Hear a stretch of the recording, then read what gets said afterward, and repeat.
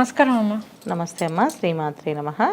అమ్మ, మాకు లాస్ట్ వీడియోలో వచ్చేసి కర్కాటక రాశి వారు వచ్చేసి ఏ రాశి వారిని వివాహం చేసుకుంటే వారికి బాగుంటుంది, ఏ రాశి వారిని వివాహం చేసుకోకూడదు అనే దాని గురించి అయితే మాకు చెప్పారు. అలాగే సింహరాశి వారు కూడా మరి వీరు ఏ రాశి వారిని వివాహం చేసుకోవాలి అంటారు, మరి వీరు ఏ రాశి వారిని వివాహం చేసుకోకూడదు అంటారు అనే దాని గురించి కూడా మాకు తెలియచేయండి అమ్మ. సింహరాశి వాళ్ళు ఏ రాశి వాళ్ళని చేసుకోవడం కంటే కన్నా ముందు ఒక విషయాలు చెప్పాలి సింహరాశి వాళ్ళకి. ఎందుకంటే చాలామందికి వివాహాల ఆలస్యం అయ్యేది సింహరాశి వాళ్ళకున. సింహరాశిలో కరెక్ట్ టైంలో వివాహం చేయకపోతే వీళ్ళకి 40 years వరకు పెళ్ళి అవ్వదు చాలామందికి.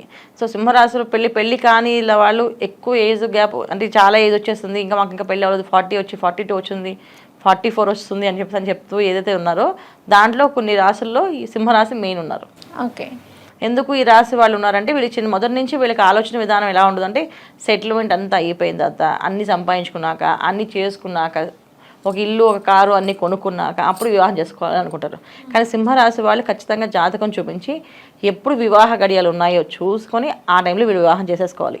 అప్పుడు సెటిల్మెంట్ ఉన్నా లేకపోయినా సో చేసుకోవాల్సిందే. ఎందుకంటే సెటిల్ అయితే ఎక్కువ మంచిగా చూపిస్తే మంచి అమ్మాయి అయితే కొంచెం ఎక్కువ డబ్బున్న వాళ్ళు వస్తారనో లేకపోతే ఇంకేదో వస్తుందో ఆలోచించే కంటే కన్నా వివాహ సమయం గడియలు ఉన్నప్పుడే వీళ్ళు వివాహం చేసుకోవడం వల్ల వీళ్ళు బాగుంటుంది.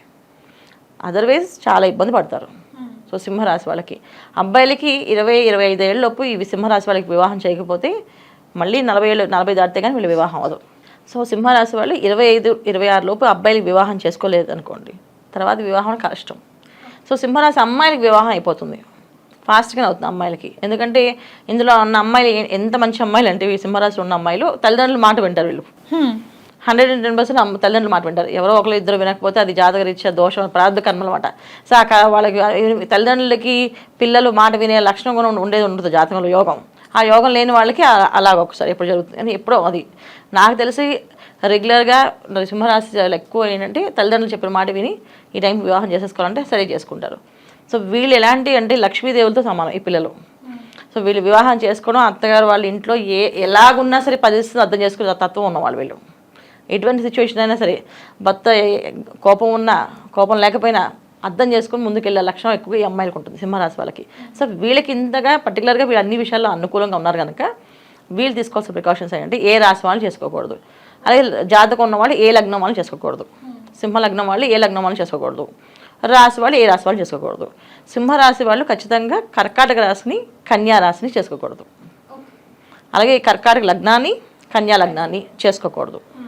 సో ఖచ్చితంగా వీళ్ళు చేసుకోకూడదు. ఎంత మంచి కాంబినేషన్స్ ఉన్నప్పటికీ కూడా జాతకాలు అన్నీ కలిసినా సరే, జాతకాలు బాగా కలిసాయండి అన్ని పాయింట్స్ వచ్చాయండి అని చేసుకోకూడదు. పాయింట్స్ కలిసిన మనస్తత్వాలు కలిసిన సింహ లగ్నానికి తర్వాత కర్కాటక లగ్నానికి పడదు, అలాగే సింహ లగ్నానికి కన్యా లగ్నానికి పడదు, అలాగే రాశి తత్వం కూడా పడదు. పడకపోవడానికి కారణం ఏంటంటే రీజన్స్ చాలా ఉన్నాయి వీటిల్లో.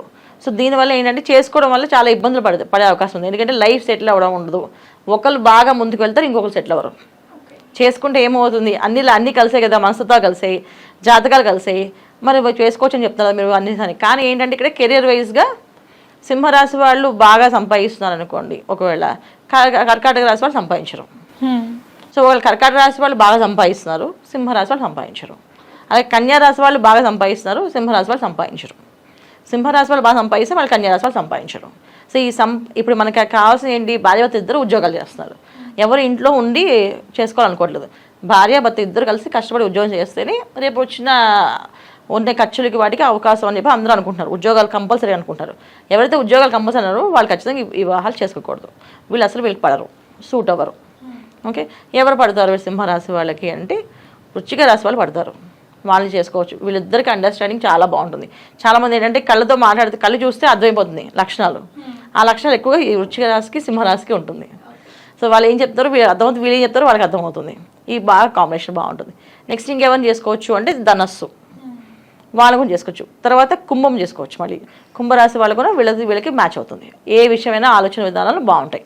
మిగతా రాశులు కూడా కొంచెం ఇబ్బందులు ఉంటాయి, దాని ప్రతిదీ పర్టికులర్గా చెక్ చేసి చూసి చేసుకోవాలి. ఇది ఈ రాశి లక్షణాలు అనమాట. ఇలా చేసుకోవడం వల్ల వీళ్ళు బాగుంటుంది.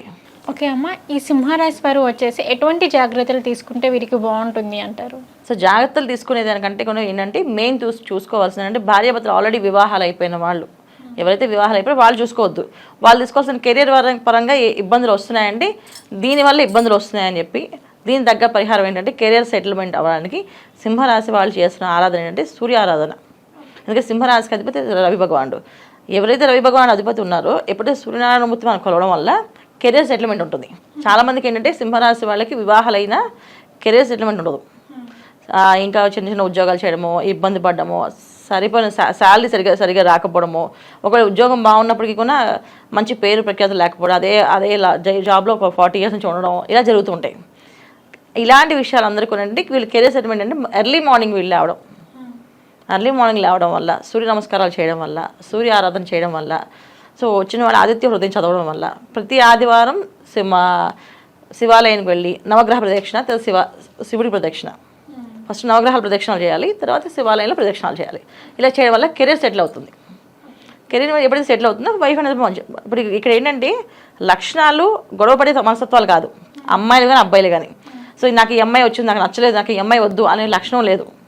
అలాగే ఆ అమ్మాయికి ఇలాంటి అబ్బాయి వచ్చి నాకు నేను చేసుకోను, ఈ అబ్బాయితో నేను ఉండని చెప్పే లక్షణం లేదు. సింహరాశి వాళ్ళకి వాళ్ళు ఎవరు వచ్చినా సరే వాళ్ళు మౌల్డ్ చేసుకొని వాళ్ళు తగ్గట్టు వీళ్ళు మారుతారు. ఇక్కడ గొడవలు ఎక్కడ వస్తాయి? ఇక్కడ గొడవలు రావు. వీళ్ళకి వచ్చే ప్రాబ్లం ఏంటంటే కెరియర్ వల్ల సెటిల్మెంట్ రాదు. సో ఇది ఒకటే ప్రాబ్లం ఉంది వీళ్ళకి. ఈ ప్రాబ్లం ఉంది కనుక వీళ్ళు చేయాల్సిన పరిహారం ఏంటంటే ప్రతి ఆదివారం శివాలయంలో ఉన్న నవగ్రహాలు ప్రదక్షిణాలు చేయడం, తర్వాత శివుడికి ప్రదక్షిణాలు చేయడం, ఎర్లీ మార్నింగ్ లేవడం, సూర్య నమస్కారాలు ఎర్లీ మార్నింగ్ చేయడం, స్నానం చేసి, ఇవి చేయడం వల్ల వీళ్ళు కెరీర్ సెటిల్ అయ్యి లైఫ్ బాగుంటుంది వీళ్ళకి. ఇది వీళ్ళు చేసుకోవాల్సిన జాగ్రత్తలు, పాటించవలసిన నియమాలు. అమ్మ, ఈ సింహరాశి వారికి వచ్చేసి మరి ఆరోగ్యం పట్ల ఎలా ఉంటుంది అంటారు?